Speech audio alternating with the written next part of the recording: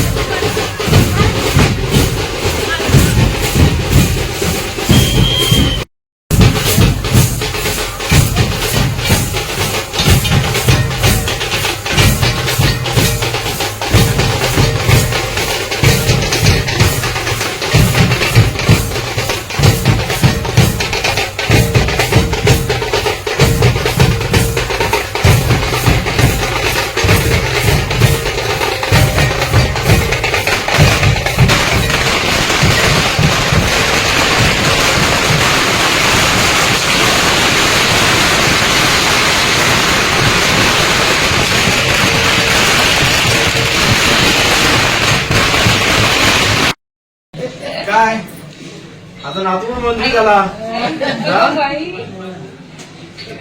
डोक्यात हात ठेव. हा बरी आहेस ना. तुला उठून उभी झाला काय बोलते.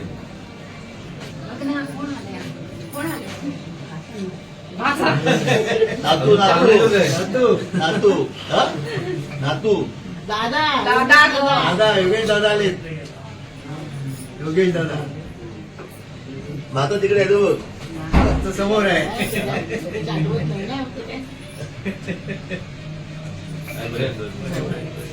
मग तिथे टवटवीची आमची ही कोण नाव सांग ना. नाव सांग लवकर. मध्ये अर्थातच उत्साह आहे. खेड तालुक्याला 2014ला सन्माननीय रामदास भाईंना कॅबिनेट मंत्रिपद मिळालं होतं. परंतु आमदार म्हणून ह्या दापोली मतदारसंघामध्ये जवळपास 50 वर्षाच्या कालावधीनंतर मंत्रिपद मिळत आहे आणि म्हणून नक्कीच कार्यकर्त्यांमध्ये उत्साह आहे.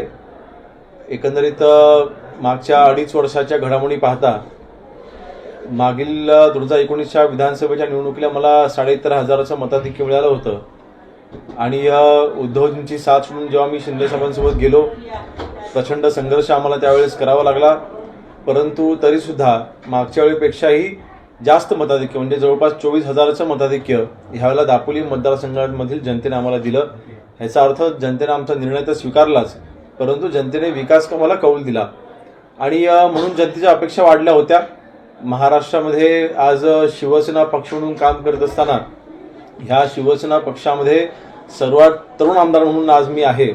शिवसेना पक्षामध्ये सर्वात कमी वयाचा आमदार म्हणून आज मी तिथे होतो आणि म्हणून जनतेच्या अपेक्षा या वाढल्या होत्या की तरुण म्हणून नक्कीच संधी मिळेल आणि ती संधी आम्हाला मुख्य नेते शिंदे साहेबांनी दिली आहे. आम्ही दापोली मतदारसंघाच्या वतीने त्यांचं पुन्हा एकदा आम्ही मनापासून आभार मानू इच्छितोय. महाराष्ट्र राज्याचे मुख्यमंत्री देवेंद्रजी फडणवीस साहेबांचे देखील मनापासून आभार मानेन. त्यांनी देखील ह्या निर्णयामध्ये आम्हाला साथ दिली. त्यांनी देखील हिरवा कंदील दिला आणि आज हे पद आमच्या दापोली मतदारसंघाला मिळाले. नाही खाती अर्थातच महत्त्वाची आहे. विशेषतः गृह राज्यमंत्री शहरी ही अतिशय मोठी जबाबदारी आहे.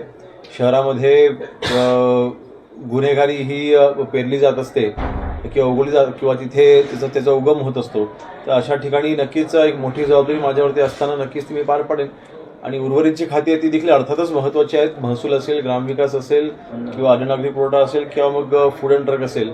मला वाटतं अशा महत्त्वाच्या खात्यांची जबाबदारी मला दिलेली असताना नक्कीच हळूहळू शेवटी खाते समजून घ्यायला देखील 1-2-3 महिने जातात आणि थोडासा एक सेटल व्हायला 1-1.5 महिना जाईल. परंतु नक्कीच ह्या सर्व खात्यांना राज्यमंत्री पद म्हणून जी माझ्यावरती जबाबदारी असेल ती 100% योगेशवरून प्रामाणिकपणे पार पाडेल. ताज्या बातम्या बघण्यासाठी राजसत्ता न्यूज चॅनलला लाईक करा, शेअर करा आणि सबस्क्राईब करायला विसरू नका.